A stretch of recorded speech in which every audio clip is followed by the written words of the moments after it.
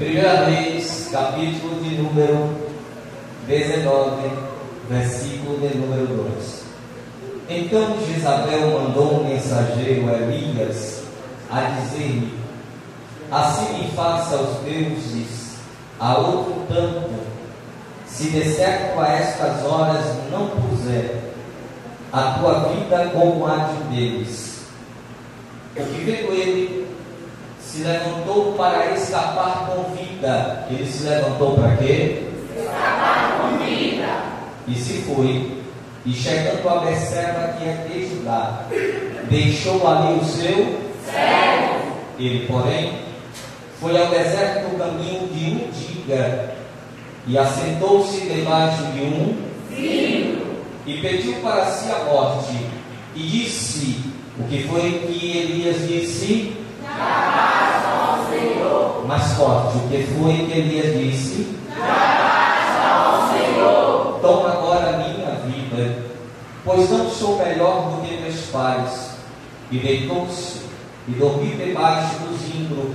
E eis que então o anjo tocou e lhe disse: quem foi que lhe tocou? O anjo. E o que foi que o anjo lhe disse? Levanta-te e come. E olhou, e eis que à sua cabeceira estava um pão cozido sobre as brasas, e uma botija de água. O que estava na cabeceira de Elias?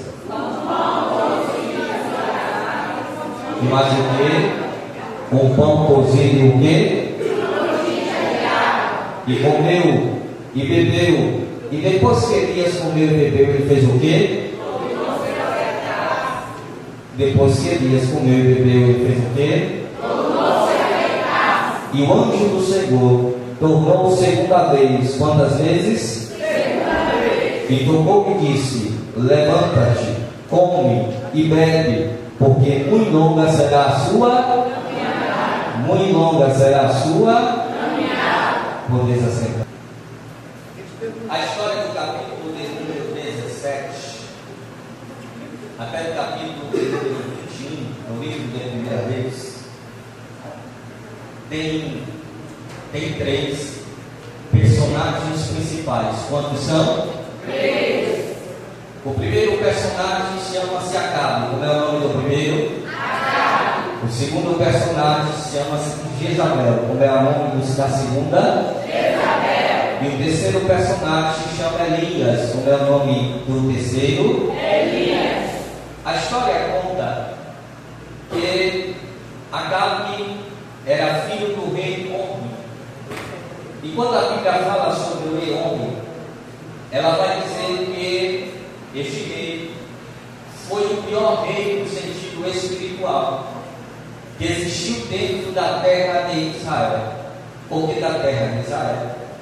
Porque quando o pai de Acabe começa a reinar, ou está a reinar, as tribos já estavam divididas entre tribos do norte e tribos do sul.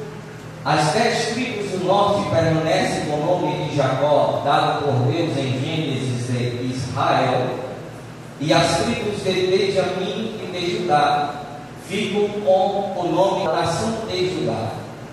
A partir da divisão, após a morte de Salomão, o reinado de Roboão, olha isso, e o texto declara que então, após a divisão entre Roboão e Jeroboão, Deus dá a Roboão, filho de Salomão, o domínio sobre as tribos de Judá e sobre as tribos de Benjamim, e institui Jerusalém como a sua capital. Já o rei do norte, que é a nação de Israel, está sob o domínio de Jeroboão. Estando sob este domínio, é instituída como capital a cidade de Samaria. E a história diz que alguns reis começaram a reinar, dentre os quais Omri está reinando nas 10 tribos, exceto a nação de Judá, mas que sendo o seu pai ruim espiritualmente, fazendo aquilo que era mal aos olhos do Senhor, Acabe teve a capacidade de ser pior do que seu pai. E o mesmo capítulo, o capítulo anterior, que retrata sobre o reinado de Omri, sobre a parte que ele era mau perante o Senhor. O seu filho, sucessor do trono, consegue ser pior do que seu pai. E o texto bíblico diz que Acabe faz tudo o que era mal perante o Senhor. E continua, é pior do que todos os reis que o antecedem. O reinado de Acabe, ele dura durante 22 anos. E Acabe tem algumas características que demonstram a sua fragilidade, a sua fraqueza. Porque quando a gente retrata a história desse rei, que ele reinou durante 22 anos sobre a nação de Israel, a Bíblia é bem clara, ou as histórias é bem clara ao dizer que Acabe foi um rei que trouxe prosperidade e riqueza sobre a nação.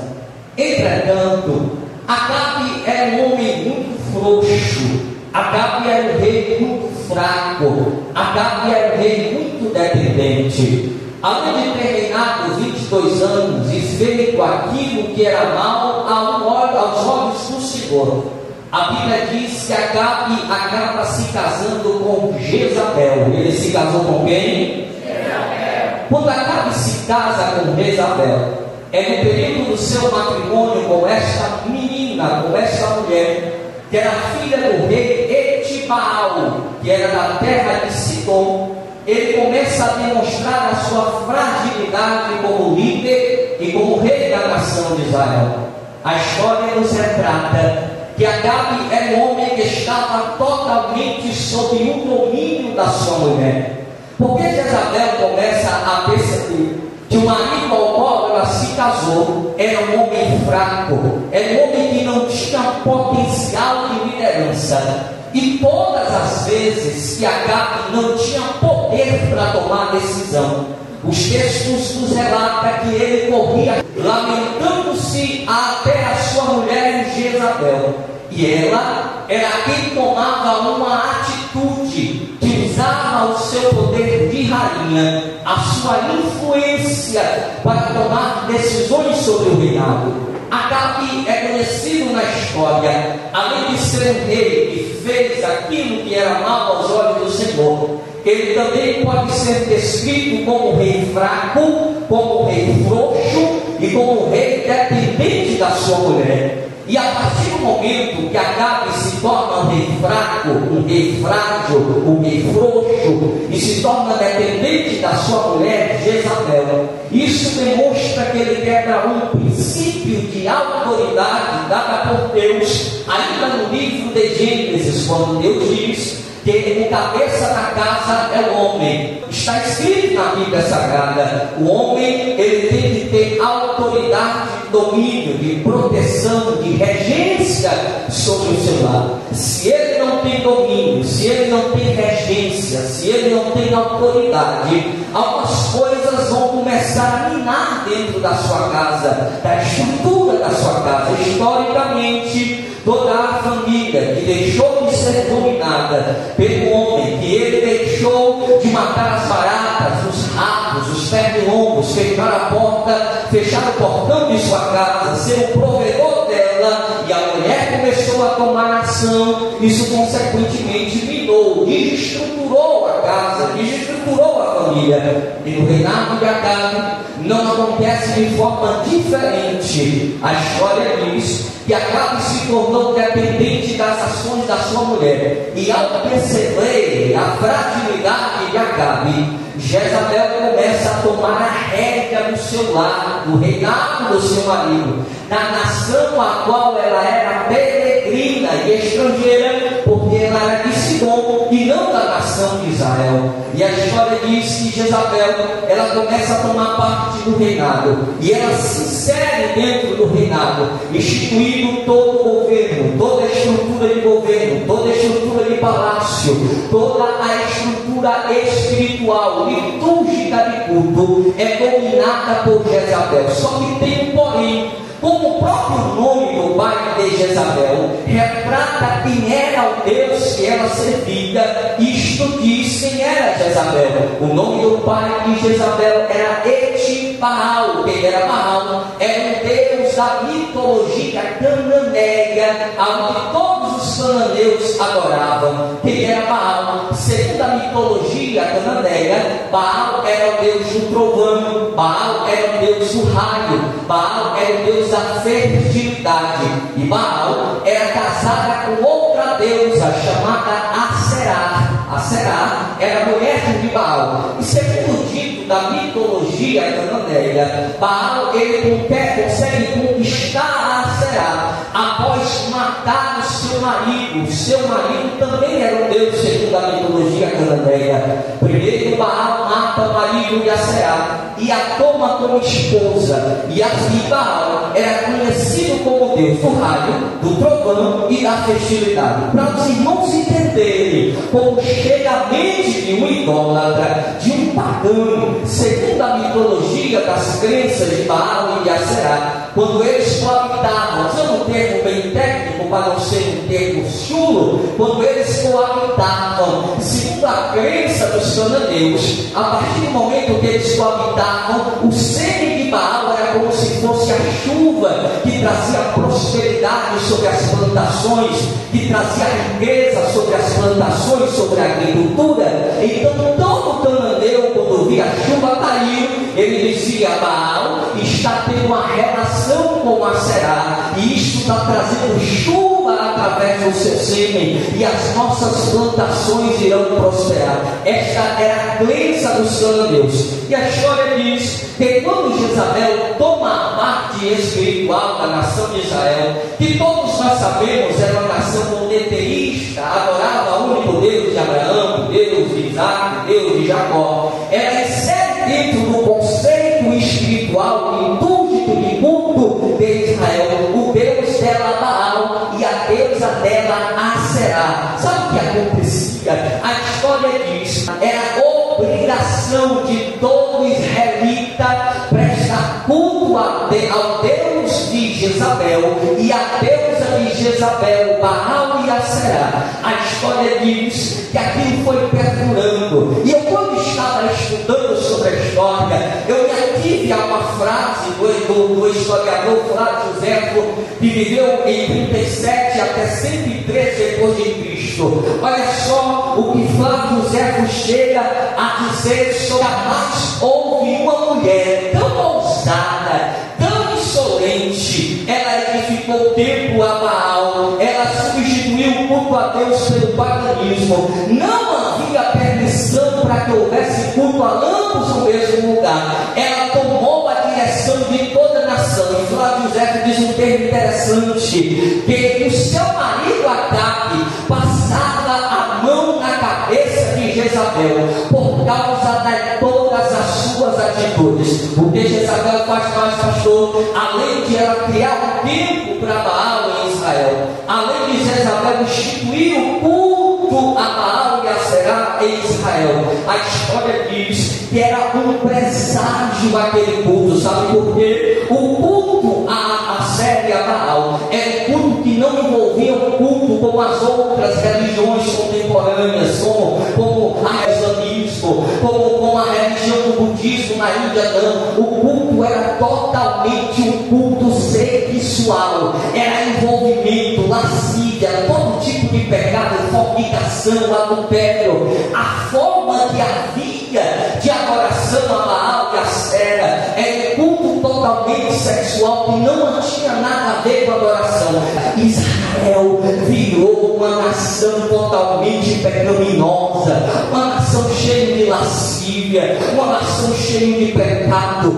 Jezabel destruiu a presença de Deus da nação de Israel, e a Bíblia diz que Jezabel mandava e desmandava. E para completar, a história diz que Jezabel estabelece falsos profetas para que o culto a Baal e a Aserá viesse a ter vida. Eles profetizavam falsamente, diziam: o povo está tudo bem, continue assim, vai dar tudo certo, as coisas vão melhorar, vocês vão prosperar. E aquilo fazia com que toda a nação viesse a se prostrar a Baal e a cega. Mas a Bíblia nos relata, o texto diz que ainda havia 7.000 que não havia se prostrado, que não havia beijado, que não havia se contaminado. Havia ainda remanescentes no meio do mundo perdido, no meio de uma nação pecadora, no meio de uma nação pagã, no meio de uma nação idólatra. Deus havia preservado pessoas que não dobravam o seu joelho, que não se prostravam, que não se submetiam, mas permaneciam nessas escondidas, adorando ao Deus que fez os céus e a terra. Glória a Deus. E então Jezabel, ele acabou com a história, com a relação de Deus com a nação de Israel. E neste momento nós começamos a observar que Israel estava debaixo de maldição. Deus tinha todos os motivos do mundo para exterminar, para riscar a nação da terra. Mas ao invés de Deus riscar o povo da terra, Deus levanta um grande profeta, Deus levanta um homem cheio do Espírito, Deus levanta um homem cheio de autoridade. Ele veio da terra de Tisbe, e qual era o nome dele? Como era o nome dele? Elias. Elias era um profeta tão cheio de autoridade, tão cheio de ousadia, que a história diz que Elias para e diz o seguinte: não vai chover sobre a terra durante 3 anos, não haverá chuva. E Elias profetiza. Eu não sei se foi uma ordem de Deus ou se foi uma ousadia de um profeta que está cheio de autoridade. O que eu posso afirmar é que Elias diz: não vai ter chuva durante 3 anos. E Elias ordena, e a história diz que há seca, não há chuva. E quero lembrar os senhores que a nação de Israel era uma nação que dependia totalmente, exclusivamente daquilo que plantava e daquilo que colhia. Se não plantava, se não colhia. Consequentemente, quando não tem chuva, não tem plantação, não tem ciclo de plantação. Consequentemente, se não tem plantação, vou trocar para a gente entender: se não tem colheita, se não tem plantação, não tem colheita. Se não tem colheita, por exemplo, não tem feijão, não tem arroz. Se não tem colheita, não tem carne, não tem frango. Como assim? Então o senhor quer dizer que o frango e a carne, ela vem da plantação? Não, mas os animais para comer depende do que se é plantado. Todo animal, tanto o boi como a galinha, ela depende daquilo que é dado. A galinha come milho, o boi come o que se dá. E a maioria vem da plantação. Segundo, precisa de água. Então, se não tem chuva, trazendo para os nossos dias, não tem feijão, não tem arroz, não tem carne e não tem frango. 3 anos sem chuva. E a história diz que nesses 3 anos, enquanto Elias vai orar, o que Acabe vai fazer? Comer e beber. Ou seja, Acabe era um homem morto, Acabe era um homem sem vida. E Elias profetiza. Só que quando vai chegando no último ano da profecia dos 3 anos de Elias, a fome começa a tomar conta da nação. A nação começa a passar por um momento difícil, o povo começa a padecer. Aí o que acontece? Acabe se lembra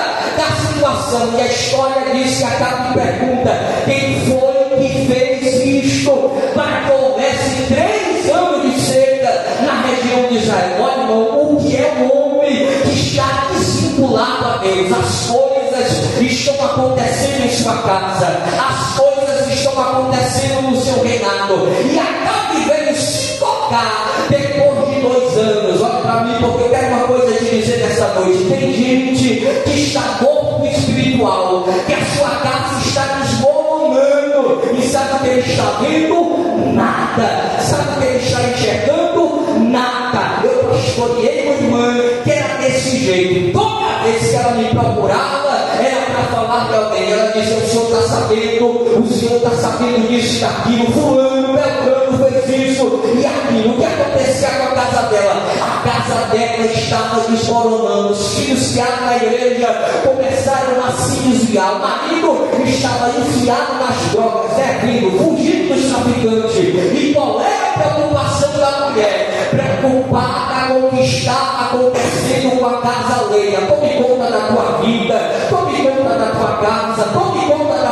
família, esquece a vida dos outros. Pelo amor de Deus, assim era Acabe. Acabe estava tão preocupado com outras coisas que ele não percebia que tinha 2 anos de seca na nação e supostamente ele era rei. E a história diz que então Acabe, ele começa a perceber porque o povo começa a pedir comida. Acabe não tem comida para dar, Acabe não tem comida para oferecer, porque a nação está passando por uma seca muito grande. E a Bíblia diz que então ele manda o seu moço, o seu servo, o seu mordomo Obadias, e diz: Obadias, procura esse tal de Elias, aonde é que ele está, onde é que ele mora, aonde que ele está. Irmãos, a história de Elias é uma história muito bonita, porque a Bíblia diz que Obadias não encontra, e quando ele aqui diga ao seu senhor que eu vou lá, ele diz: não vou não, você vai ter que ir, porque eu não tenho coragem, porque se eu for e você não aparecer, ele vai me matar, porque hoje eu sei que ele tem uma relação com Deus muito boa, eu sei que ele tem intimidade com o Senhor. Então tem um negócio: se eu disser ao rei, tu vai não aparecer, o rei vai mandar me matar, então não vou fazer isso. Lá vai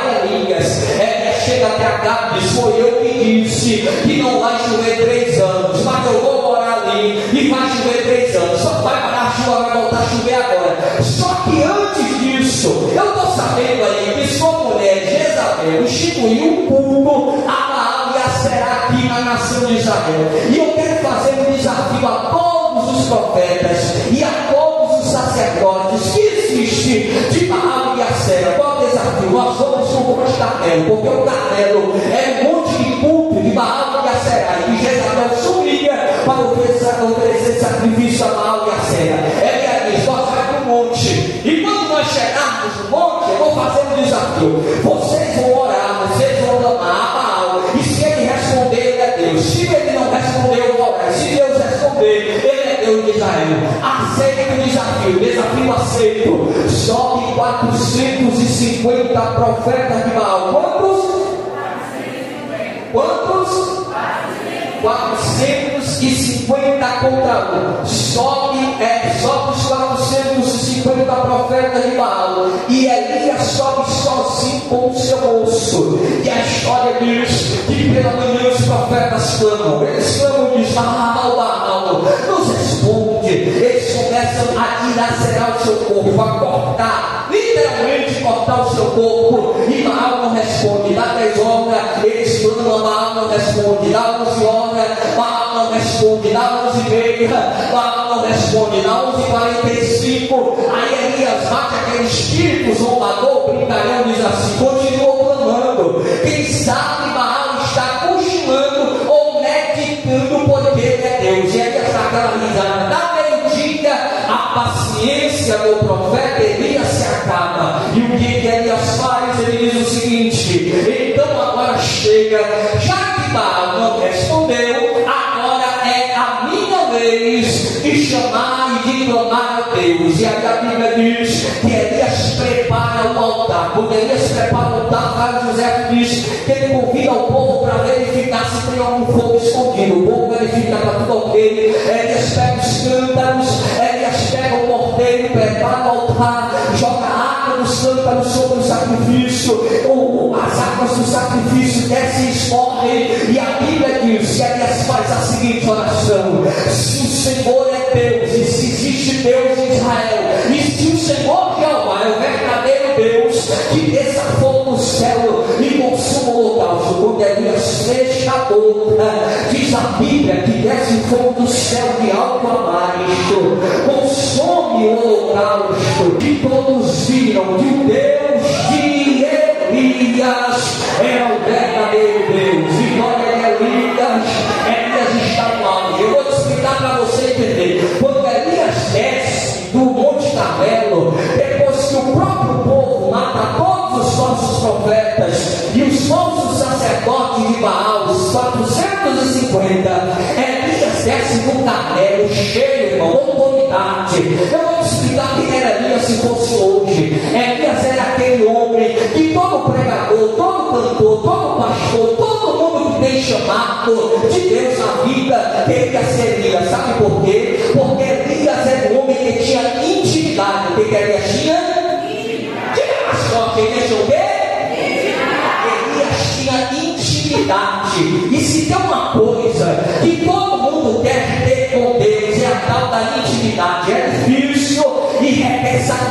isso. Mas quando Elias desceu do Carmelo, o povo olhava e dizia: esse homem tem intimidade. Elias estava cheio. Elias disse: não vai chover, não vai chover. Elias disse: vai descer fogo do céu, desce fogo do céu. Elias disse: vai chover e a chuva cai. Elias tinha intimidade. E todo pregador, todo cantor, todo pastor, todo mundo que tem chamado de Deus quer ter a tal da intimidade com Deus. Se fosse no dia de hoje, Elias não precisava fazer mídia social. Elias não precisava estar em cartaz nenhum. O povo dizia: tem um homem cheio ali, eu vou chamar ele para o congresso, eu vou chamar ele para a festividade, eu vou chamar ele para a cruzada, eu vou chamar ele para almoçar em minha casa, eu vou chamar ele para jantar em minha casa. Por quê? Porque ele tem intimidade. E quem é que não quer estar perto de quem tem intimidade com Deus? O que mais nós procuramos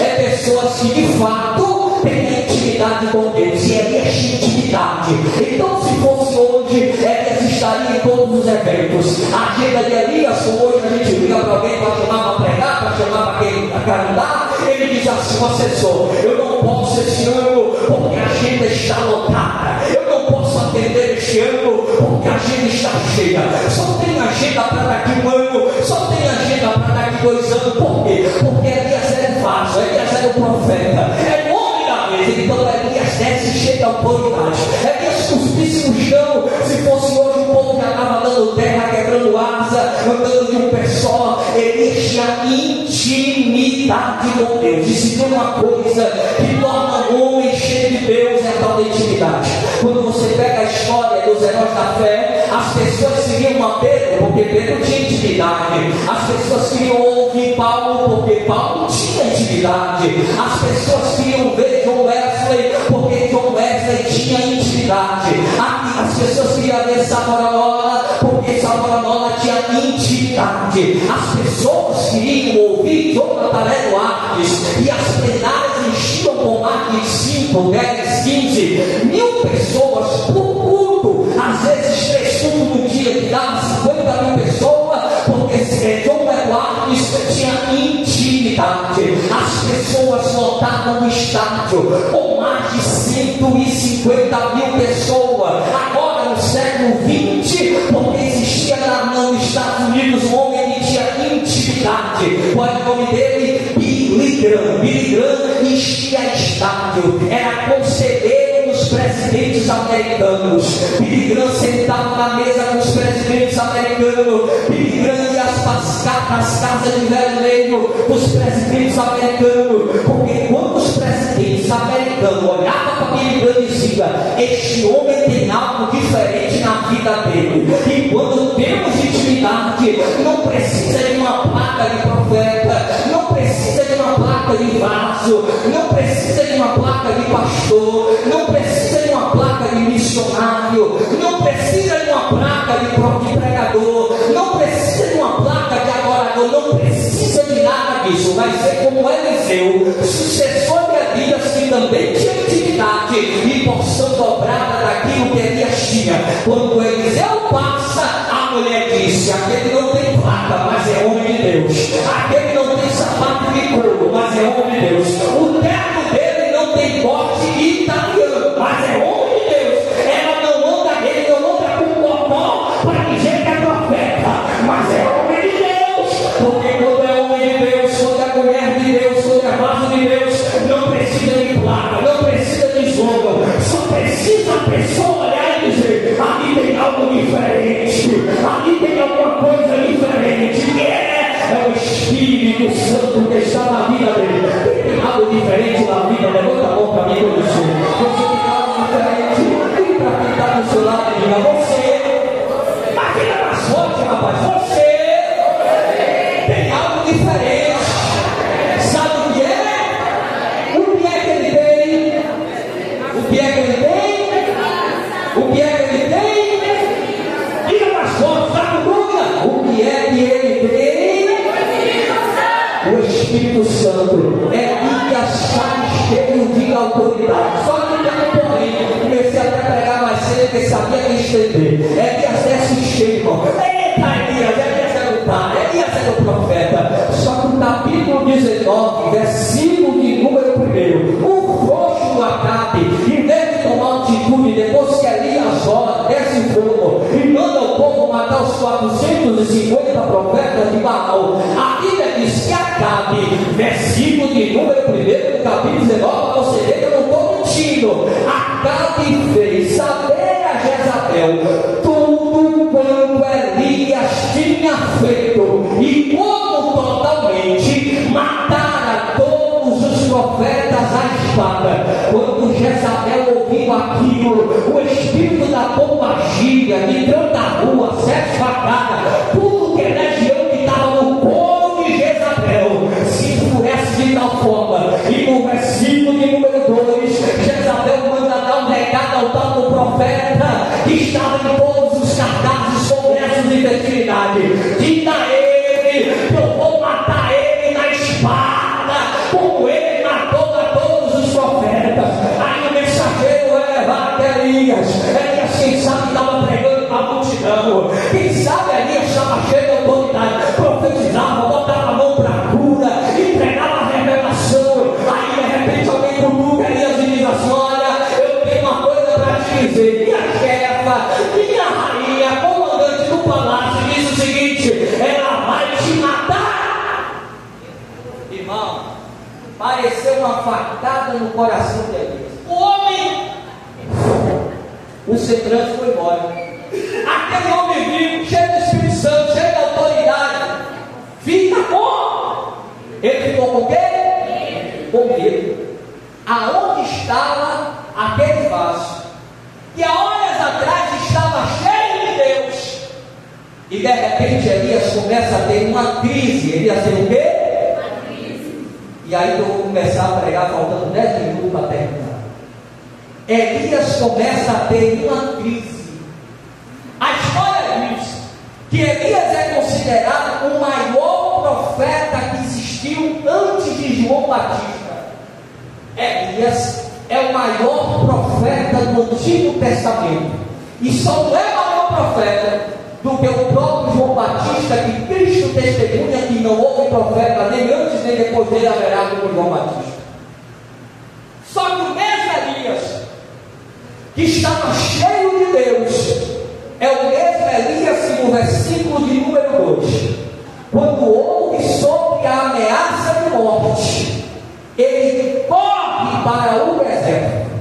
E a história diz, versículo de número 2, que quando até a mensagem chega até Elias, no versículo de número 3, Elias se levanta e, para escapar da morte, ele deixa o seu poço e foge para o deserto, cerca de 1.400 quilômetros. E a história diz que Elias não foge para o deserto de Israel, Elias foge para o deserto de Judá, na cidade de Betseba. Sabe por quê de Betseba? Sabe por quê? Porque Elias ficou com tanto medo, aquele mesmo profeta que estava cheio de autoridade, ele fica com tanto medo, que a história diz que Elias foge para outra nação, que é a nação de Judá.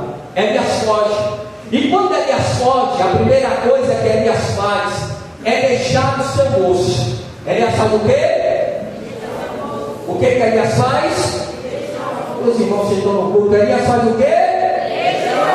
Pode deixar que até 10 horas a gente termina. Elias faz o quê? Porque quando estamos em crise, tem momentos de crise na nossa vida. Podemos ser quem for, pastor, apóstolo, bispo, cardeal, papa, o que você quiser deixar antes do seu nome. Todo ser humano passa por crise. E tem crise que nós passamos que não queremos ninguém do nosso lado. A única coisa que queremos é nos isolar.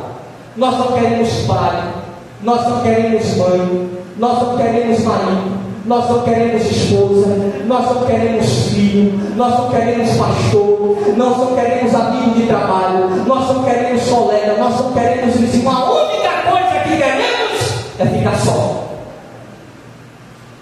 E Elias estava neste momento. Elias diz ao moço que acompanhava: fica aqui, porque eu vou para o deserto sozinho.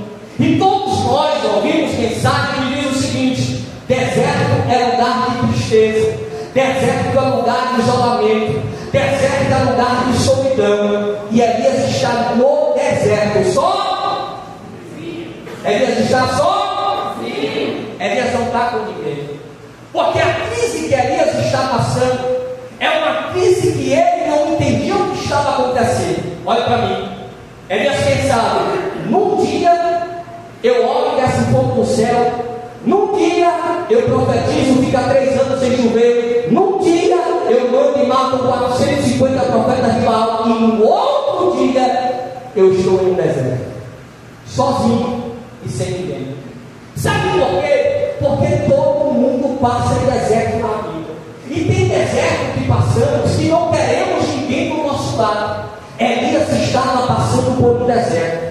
Aí eu fico olhando pessoas que às vezes têm uma oportunidade, quando pega o microfone, ele parece a 4ª pessoa da Trindade.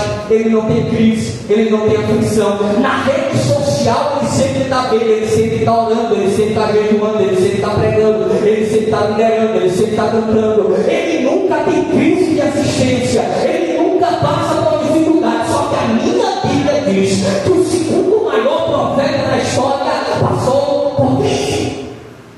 E todos nós estamos sujeitos a estar em crise.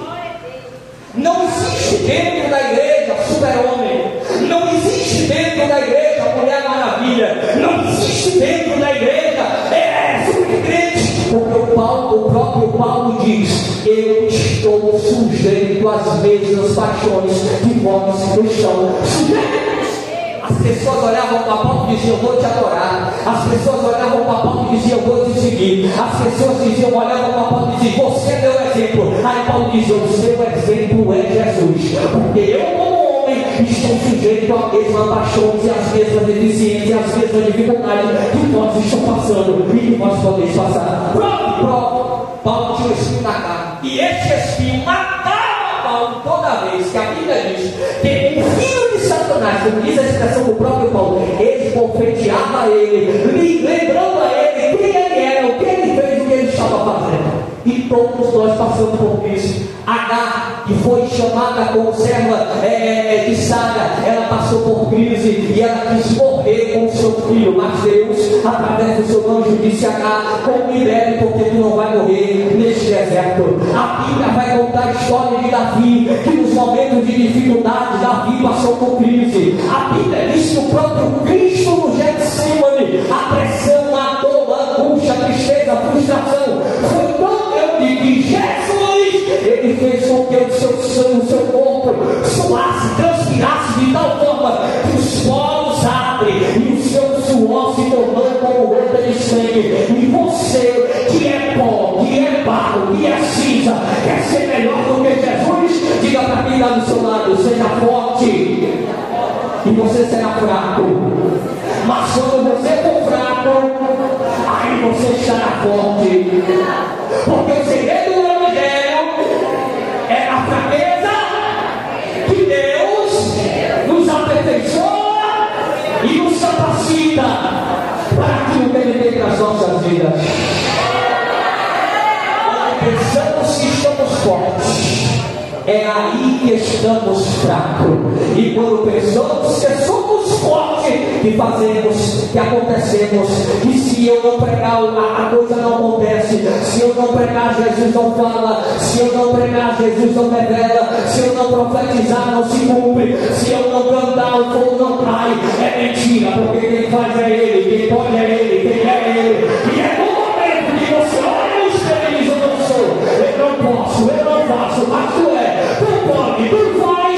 É nesse momento que Jeová entra no meio e diz: eu vou te usar, eu vou te encher, e meu nome será glorificado sobre a sua vida. Diga comigo: é no momento da minha fraqueza. Oi, irmão, pelo amor de Deus, diga mais forte: é no momento da minha fraqueza que Deus me torna forte. Você já viu aquele momento que parece que a nossa história vai acabar? Assim estava a história de Elias. A Bíblia diz que Elias vai para o deserto 1.400 metros. E no deserto, lá em Judá, na cidade de Berseba, Elias encontra um pé de zimbro. Como era o pé de zimbro? Era uma planta da época bíblica que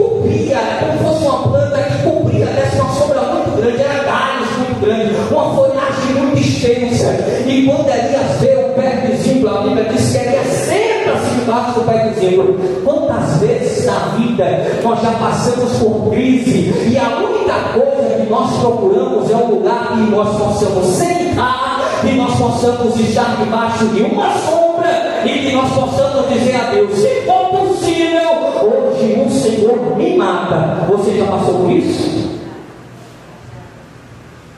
Quem na vida nunca passou por momentos que acorda de manhã e diz: eu não quero ver meu dia se findar?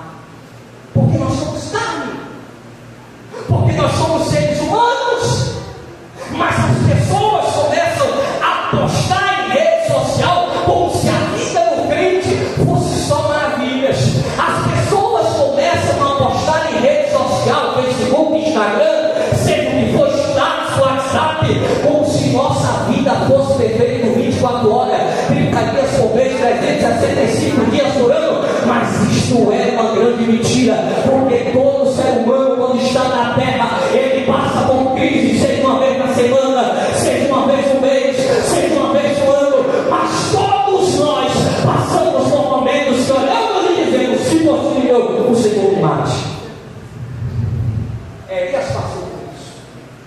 E a história diz que Elias vai para debaixo de um pé de... Para um pé de quê? E quando Elias senta, o versículo de número 4 diz que Elias diz a seguinte frase: já basta, ó Senhor. Ontem eu estava no Carmelo e hoje eu estou debaixo de um pé de zimbro. Ontem eu estava profetizando e hoje eu nem sei mais quem sou. Já basta! Irmão, quem já passou por crise sabe qual é o sentimento no coração de Elias. Quem já passou por angústia, pelaquela vontade de morrer, sabe o que é que Elias estava passando debaixo daquele pé de zimbro. Elias olhava, se fosse hoje, olhava para os filhos e dizia: cuida dos meus filhos, mas eu quero morrer. Olhava para o marido e dizia: cuida desse traste, mas eu quero morrer. Olhava para a mulher e dizia: cuida dessa prova, mas eu quero morrer. É para ver se vocês vão mudar. Elias estava em uma situação que a única coisa que Elias queria era o quê? Morrer. E tem dias, irmãos, que acordamos e dizemos a Deus: eu quero é morrer. A gente parece que esquece das promessas, parece que esquecemos quem é que nos chamou, e Elias está naquela situação. E o texto diz que Elias entra debaixo do pé de zimbro, e naquele momento ele deita-se. Quando Elias deita, Elias dorme. E quando Elias dorme, o texto não vai especificar o tempo, mas o texto vai dizer que quando Elias está dormindo, Elias está o quê? Elias está o quê? Dormindo. Quando Elias está dormindo, de repente ele vê alguém tocar. Elias! Ele acorda. E a Bíblia diz que o anjo, acordando a Elias, diz a ele: o que é que você está fazendo aí, Elias? Ele disse: já morri, estou vendo o anjo. Mas não era esse o objetivo de Deus. O texto diz que o anjo diz a Elias: Elias, levanta, come e bebe. Elias levanta, e quando Elias olha para a cabeceira da onde ele dormia, tinha que lá pão e água. Pão, Jesus disse: eu sou o pão que desceu no céu, e eu sou a água da vida. Todo mundo que está em crise, e quem sabe tem alguém que está em crise aqui nesta noite, ele vem para a igreja e diz assim: Senhor, fala comigo hoje. Usa um pastor, usa um profeta, mas fala comigo, porque se o Senhor não falar comigo hoje, eu vou morrer. Aí o que é que Deus dá a Elias quando ele fala isso? Tome pão e tome. Eu vou repetir para você entender: tome pão e tome. Tome pão e tome. come pão, e come, fica mais forte, come pão, e come água, come pão, e come água, come pão, e come água, come pão, porque a maior profecia que existe é a palavra de Deus. A maior profecia que existe é a palavra de Deus. Talvez você está atrás de profeta A, talvez você está atrás de profeta B, talvez você está atrás de profeta C. O anjo está lhe dizendo através da boca de Elma: come pão e come água, come pão e come água, come pão e come água, come pão e come água, come pão, come pão e come água, come pão, outra praia, a chuva, a base, a agulha, come pão, eu estou em vida, eu quero morrer, come pão e come água, come pão e bebe água, come pão e bebe água, come pão. Aí procura em culto de doutrina, não vai. Procura na escola bíblica dominical, não vai. Procura no culto de quinta, não vai. Procura na festa de 7 de setembro da criança, não vou, porque criança eu não falo lá. Aí Deus está dizendo: come pão e bebe água. Diga para quem está do seu lado: coma pão e beba água. Quando Deus institui Josué líder sobre a nação, a palavra de Deus é Josué, capítulo 1, versículo 7. Quer ter sucesso? Quero. Quer ser bem sucedido? Quero. Quer ser vencedor? Quero. Mas para ser bem, eu vou lhe responder, Josué. Até acaba, você está muito nervoso. Medita nesta lei de dia e Salmo 119, verso de número 9, verso de número 5: lâmpada para os meus pés. Para que serve a lâmpada? Para iluminar no meio da escuridão, quando tudo parece que está perdido, quando as portas parecem que estão fechadas, quando parece que a nossa situação não tem mais solução. Aí chega a palavra de Deus como lâmpada para trazer luz aonde há trevas, para trazer luz aonde existe escuridão. A palavra vai te guiar, porque a bússola do crente é a palavra, a bússola do crente é a palavra, a lâmpada para os teus pés é a tua palavra. E luz para quê? Para o caminho que vão trilhar para sair essa prova, para o caminho que vão trilhar para sair essa dificuldade.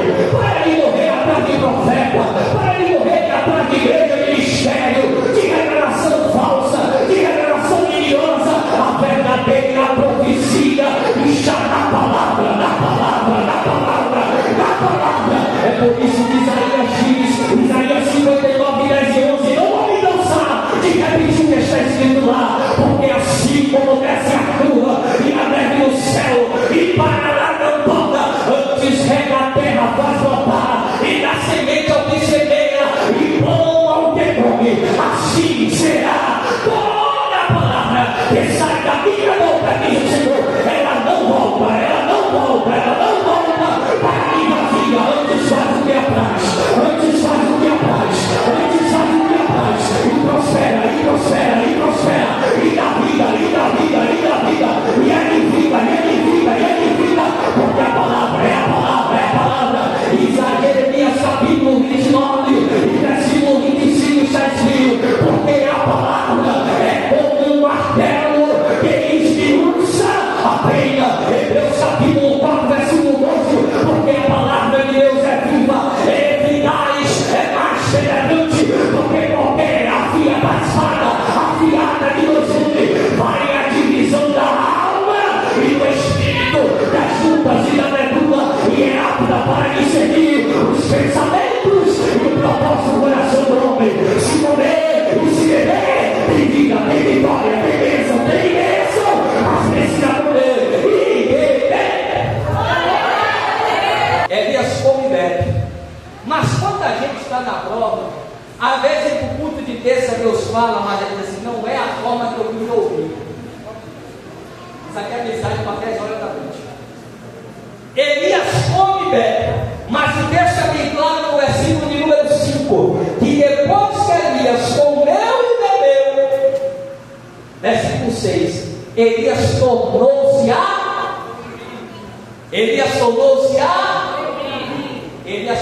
a deitar-se. Elias comeu. Deus falou no culto de terça. Deus falou no congresso de senhores. Deus falou no ciclo de oração. Deus falou no culto de jovens. Deus falou no culto de criança. Deus falou durante a festividade.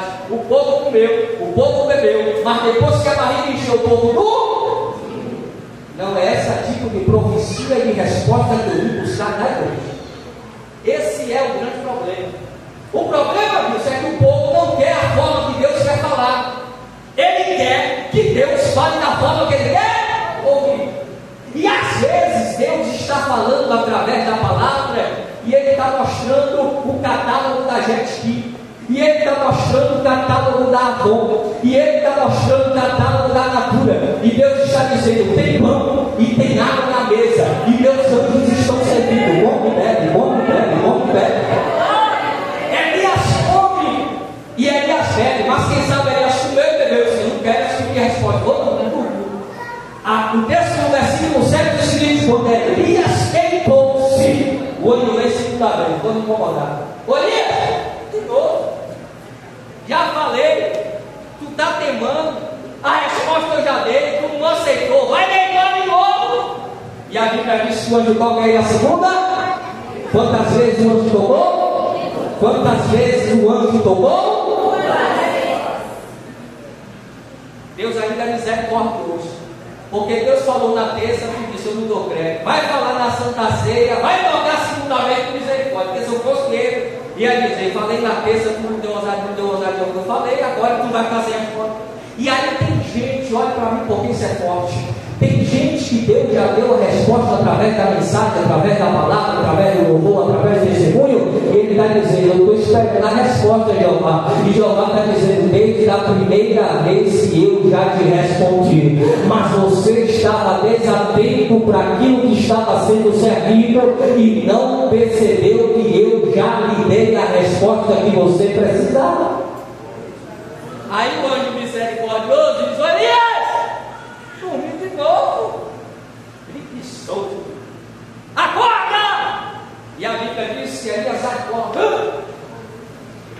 De novo, morri. Agora ele cumpriu a minha vontade. Não, Elias, voltei aqui porque cumpriu. Eu falei, Jeová deu pão, Jeová deu água e tu dormiu de novo.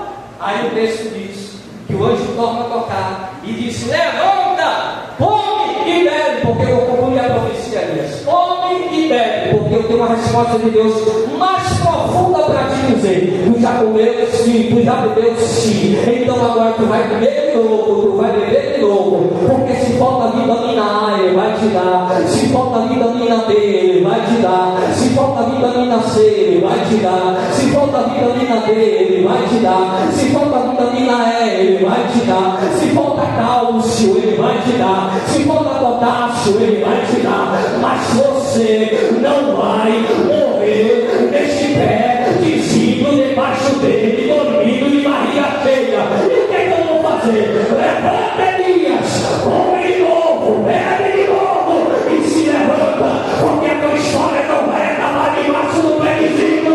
Levanta, come e bebe, porque não vá, porque muito longa, Elias, é a tua caminhada, você não vai morrer, você não vai perecer nesta prova. Jeová vai falar através da palavra e você vai se levantar. Se levanta nesta noite, se levanta e fica de pé. Você vai se levantar, vai comer, vai beber, porque você não vai parar debaixo desse pé vizinho, você não vai parar nesse deserto. Come, bebe, bebe, come, bebe, bebe, porque muito longa é a sua caminhada. Não vai morrer, não vai tratar, não vai desistir, não vai entregar o carro, não vai destruir o casamento, não vai embora para lugar nenhum.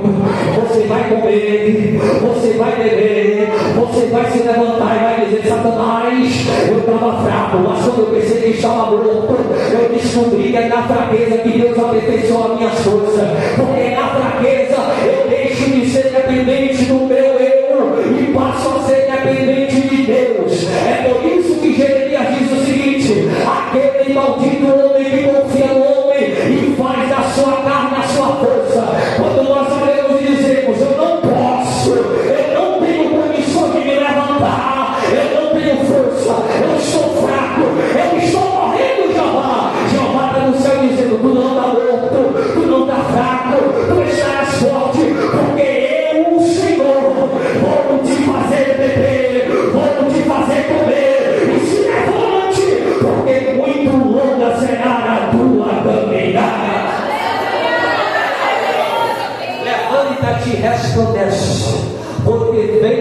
tua luz, e a glória do Senhor está nascendo sobre ti. Deus não fala com quem está prostrado, Deus não fala com quem se faz de vítima, Deus não fala com quem está murmurando, Deus não fala com quem está reclamando. Aqui diz, o texto diz, no capítulo de número 2 do livro de Ezequiel, que Ezequiel estava na beira do rio Quebara, sentado, prostrado, e de repente o Senhor diz: levanta-te, Ezequiel, porque eu não falo com quem está reclamando, porque eu não falo com quem está murmurando, eu não falo com quem está chiando como diz o baiano. Levanta-te, porque eu quero falar contigo. Deus está dizendo: se levanta e ouça aquilo que eu tenho para falar com você. Feche seus olhos, porque eu vou orar.